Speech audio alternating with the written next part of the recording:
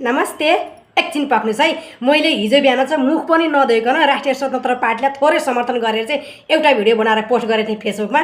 जुन भिडियोमा चाहिँ एकजना बाले फालेको चारो टिप्दै खानी र बाको दाउराको फेरो समात्दै हिँड्ने व्यक्तिले चाहिँ कस्तो कमेन्ट गर्नुभएछ भन्दाखेरि, तँलाई घन्टे काम गरेर देखा, पत्र किन बोल्छस्, त्यसै बोलेर मात्रै हुन्छ, पहिला काम गरेर देखा अनि बोल भनेर भन्नुभएछ के। सुन्नुहोस् है मित्र, तपाईँलाई भन्दैछु है, मैले फुलको जवाब फुल, पत्थरको जवाब पत्थर। त्यही भएर तिम्रा पनि बाआमा होलान्, तिम्रा पनि छोराछोरी होलान्, तिम्रा पनि श्रीमती होलान्, तिम्रा पनि आफन्त परिवार नाता गोता त होलान् नि त। हो, त्यसै कारणले गर्दाखेरि पहिला मैले पनि एमालेलाई भोट नहालेको होइन, माओवादीलाई पनि भोट नहालेको होइन, तर उनीहरूले चाहिँ एकदम उग्र रूप देखाउन थाले नि त, ताकि उनीहरूबाट चाहिँ यो देशको मुहार चाहिँ परिवर्तन होला जस्तो नलागिसकेपछि उनीहरूलाई सर्लक्कसँग त्यागेर अनि घन्टीको समर्थन जनाएको हो। मैले चाहिँ म नडाँटी भन्नु पर्दाखेरि चाहिँ मैले चाहिँ घन्टीमै भोट हानेको हो। चाहे मेरो आफन्तले सुनेर मलाई चाहिँ नराम्रो दृष्टिले हेर्नु भएछ भने पनि त्यो उहाँको विचार हो होइन। तर अहिलेको स्थितिमा पनि तपाईँहरूले चाहिँ घन्टीलाई चाहिँ एकदमै पिछाडे नखोज्ने, घन्टे यस्तो त्यस्तो भनेर चाहिँ विभिन्न नचाहिँदा आरोप आलोचनाहरू गर्नुभयो भने चाहिँ तपाईँहरू जस्तो मूर्ख र गु खानी चाहिँ कोही पनि हुँदैन। यो सिधै कुरा भनेको छु मैले चाहिँ होइन। किनभने राम्रोलाई चाहिँ हामीले रोज्नुपर्छ क्या, हाम्रोलाई होइन। एमाले र काङ्ग्रेस भनेको चाहिँ तपाईँको कस्तो हो त भन्दाखेरि आफ्नोलाई चाहिँ पद दिने, राष्ट्रिय स्वतन्त्र पार्टी त केही पद आफूलाई चाहिएको छ भने त राष्ट्रिय स्वतन्त्र पार्टीलाई समर्थन गराउनु पर्दो रहेछ नि, पद त तुरुन्त पाइँदो रहेछ अरे। तिमीहरूका बुद्धि गोबर भरेको दिमाग छ तिमीहरूको। गोरु बेचे साइनो, कुखुरा बेचे साइनो, गाई बेचे साइनो, मितेरी साइनो, के गरे साइनो, घर बेचे साइनो, घडेरी किने साइनो। सबैजना आफन्त आसे पासे यस्ता त्यस्ता आसे पासेहरूलाई चाहिँ आफन्तहरूलाई चाहिँ जागिर दिने अनि राम्रो क्षमतावान एकदमै दिमाग एकदमै भएको, एकदमै देश चलाउन सक्ने क्षमता भएको मान्छेलाई चाहिँ जागिर नदिने। वाह, यस्तो पनि काहीँ पार्टी हुन्छ। त्यही भएर हाम्रोलाई होइन, राम्रोलाई समर्थन जनाऊ। त्यही भएर तिमीहरू पनि एमाले काङ्ग्रेसमा झोले झुन्डे बाले फालेको चारो टिप्दै खाने र बाको दाउराको फेरो समातेर अघि पछि लाग्ने यदि हुनुहुन्छ भने त्याग्नुहोस्। लोभ लालच झुट्टो आश्वासनमा तपाईँहरू फस्दै नफस्नुहोस्। यो चाहिँ मेरो व्यक्तिगत विचार है। फेरि कसैको जीवनमा मेल खान गएमा सरी पनि भन्छु म होइन।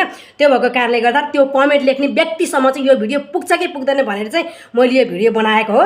र यदि तपाईँहरू पनि त्यस्तै सोचमा हुनुहुन्छ भने, एमाले र काङ्ग्रेसलाई समर्थन गर्दै हुनुहुन्छ भने चटक्कै छोडिदिनुहोस्। देख्नुभयो नि अहिले जनताको पावर, जनताले चाह्यो भने के हुँदो रहेछ। त्यही भएर 5 वर्षसम्मलाई चाहिँ हाम्रो राष्ट्रिय स्वतन्त्र पार्टी जुन रवि बालेन चाहिँ एकदमै कटिबद्ध भएर लागि पर्नु भएको छ कि देश हामी बनाउँछौँ, देशको मुहार फेर्छौँ, भ्रष्टाचारको फाइल खोल्छौँ, भ्रष्टाचार सुन्ने, भ्रष्टाचार मुक्त देश बनाउँछौँ, बलात्कारीहरूलाई पनि कडाभन्दा कडा सजाय दिन्छौँ, सहकारीबाट जुन सहकारी पीडितहरूलाई पनि रकम फिर्ता दिन्छौँ भनेर चाहिँ उहाँहरूले यति राम्रो अभिव्यक्ति दिँदै पनि हामी चाहिँ उहाँहरूलाई समर्थन किन नगर्ने त? गरौँ न समर्थन, हेरौँ न 5 वर्ष। तर 5 वर्ष होइन, यदि यो देशको मुहार साँच्चीकै फेर्ने नै हो भने चाहिँ सही ढङ्गले चाहिँ चलाउने हो भने चाहिँ 10 वर्ष चाहिँ पक्का लाग्छ। किन थाहा छ? हामी महिला, हामी गृहिणीले जुन भान्सामा हामीले के सामान कहाँ राखेको हुन्छ, कुन सामान कहाँ राखेको हुन्छ, तेल मसला जिरा नुन बेसार होइन इत्यादि कुराहरू कहाँ राखेको हुन्छ भन्ने कुरा चाहिँ हामी सँगै बस्ने जब एउटा श्रीमानलाई त थाहा हुँदैन। एक दिन चिया पकाएको मेरो श्रीमानले चियापत्ती नै नहाली मलाई चिया पकाएर खाने दिनुभयो क्या।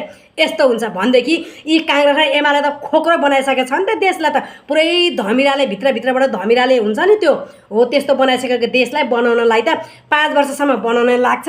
अनि त्यसपछि अर्को 5 वर्ष चाहिँ अब सिस्टमहरू बसाल्ने के त्यो लाग्छ होइन। त्यो भएको कारणले गर्दाखेरि हामी महिलालाई 4 दिन हामी कतै जाउँ त ल, 4 दिन होइन 2 दिन मात्रै जाउँ त ल। अनि त्यो भान्सामा कति लथालिङ्गा हुन्छ त्यो बनाउनलाई 2 दिन लाग्छ हामीलाई। 4 दिन छोडेको घरमा त भनेपछि 35-40 वर्षसम्म बिगारेको देशलाई बनाउनलाई त अलिकति समय त लाग्छ नि। अनि फेरि अर्को कुरा है, सबै कुरा निःशुल्क, डाक्टरी निःशुल्क, स्कुल निःशुल्क, गाडी भाडा त्यो चाहिँ हुँदैन है। त्यो चाहिँ हुँदैन। सबै कुरा निःशुल्क हुनलाई चाहिँ डाक्टरले चाहिँ करोडौँ लगानी गरेर चाहिँ पढेको हुन्छ डाक्टरी। अनि निःशुल्क चाहिँ उसले कसरी गर्छ, कसले तिर्छ निःशुल्क? ठिक्क सुहाउँदो शुल्क चाहिँ लिन पाइयो, भ्रष्टाचार हुनु भएन। सुहाउँदो शुल्क बिरामीले तिरेर उपचार गर्न पाउँछ, सुहाउँदो शुल्क तिरेर विद्यार्थीले पढ्न पाउँछ होइन। अब सुहाउँदो गाडी भाडा तिरेर पेसेन्जर गाडीमा चढेर यात्रा गर्न पाउँछ। ल, मैले जानेको यति हो। अब बोल्दै जाने क्रममा केही कुराहरू गडबड भएमा म क्षमा चाहन्छु, बोल्न म त्यति जान्दिनँ। ल, सपोर्ट गर्नु है त।